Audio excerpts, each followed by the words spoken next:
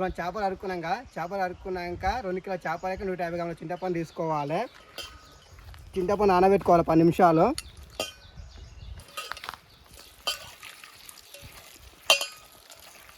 చింతపండు ఎక్కువ తీసుకోవద్దు, ఎందుకంటే మనము టమాటా తీసుకున్నాం వాటికనే.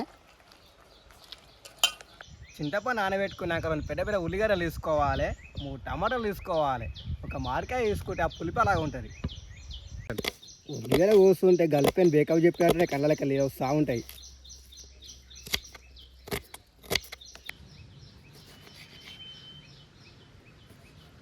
పులుసు వెళ్తుంది.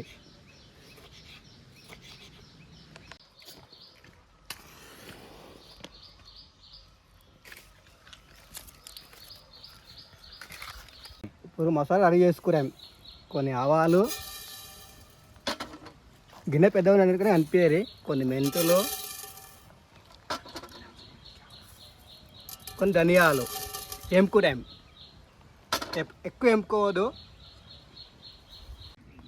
ఎంపుకోవద్దు, లైట్ ఎంపుకోవాలి, మారిపోతాయి. గిన్నె పెద్దగా ఉన్నట్టుగా మనకి ఇవి కనిపిస్తలేవు. ఇవి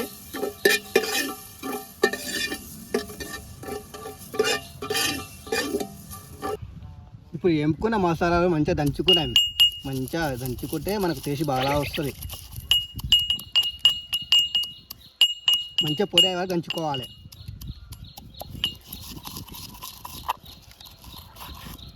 ఇప్పుడు నూనె పోసుకుంటాం 4 చెంచాలు. నూనె మంచిగా అయినాక ఆవాలు వేసుకోవాలి.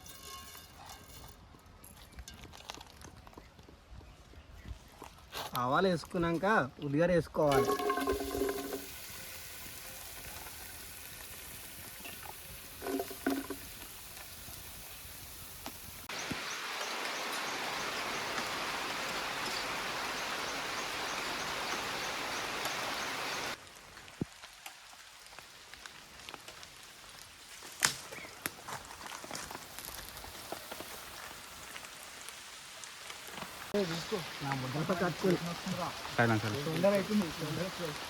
అరే ఒక బెంకు ఉల్లిగడ్డ ఎర్రగానాక కలమాకు వేసుకోవాలి.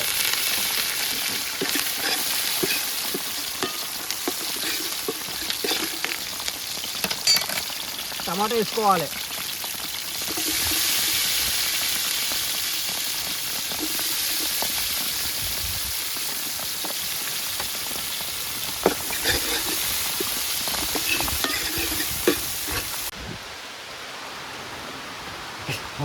ఫ్రెండ్స్ వర్షం పడుతుంది. ఫ్రెండ్స్ చెప్పు.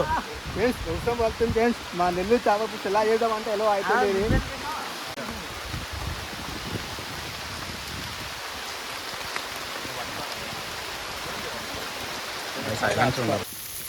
మంచిగా ఎంపుకోవాలి. ఎర్రగా అయినాక ఉప్పు వేసుకోవాలి, దొడ్డుప్పు.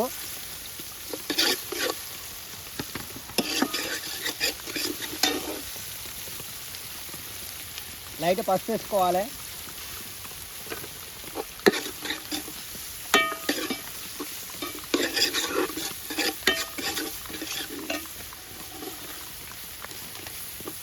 కారం వేసుకోవాలి సరిపోయిందా.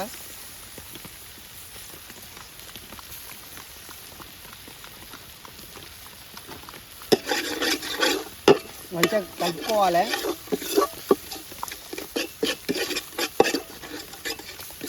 మనం చింతపులుసు పోసుకోవాలి. చింతపులుసు పోసుకుంటే పులుపు అలాగా ఉంటుంది.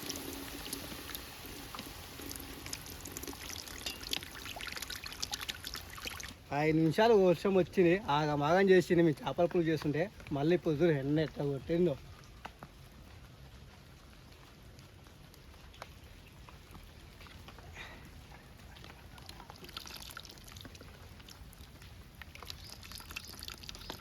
ఏదైనా చింతపండు పోసుకున్నాక 10 నిమిషాలు బాగా మసలాలి.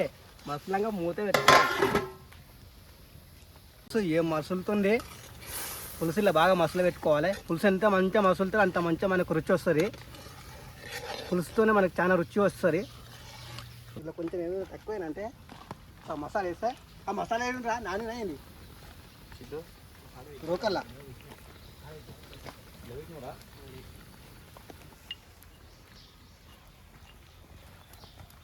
మూత పెట్టు. 10 నిమిషాలు పులుసు మంచిగా ఉడికినాక మసిలినాక చేపల ముక్కలు వేసుకోవాలి.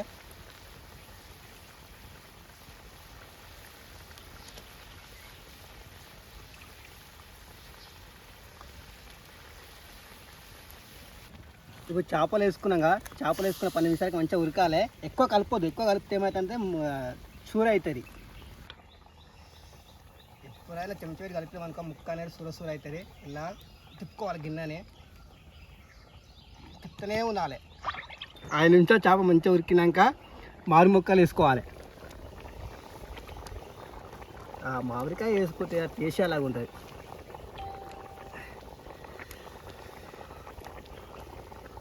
ఇప్పుడు కొద్దిగా వెన్న వేసుకున్నాము.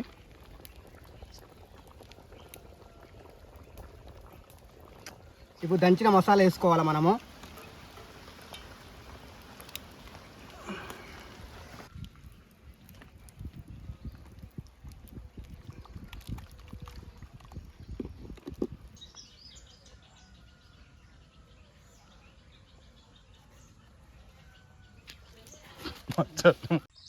మరి నెల్లూరు చేప పులుసు రెడీ అయింది. ఇక టేస్ట్ చేద్దాం. ఇక ఎట్లా ఉన్నావు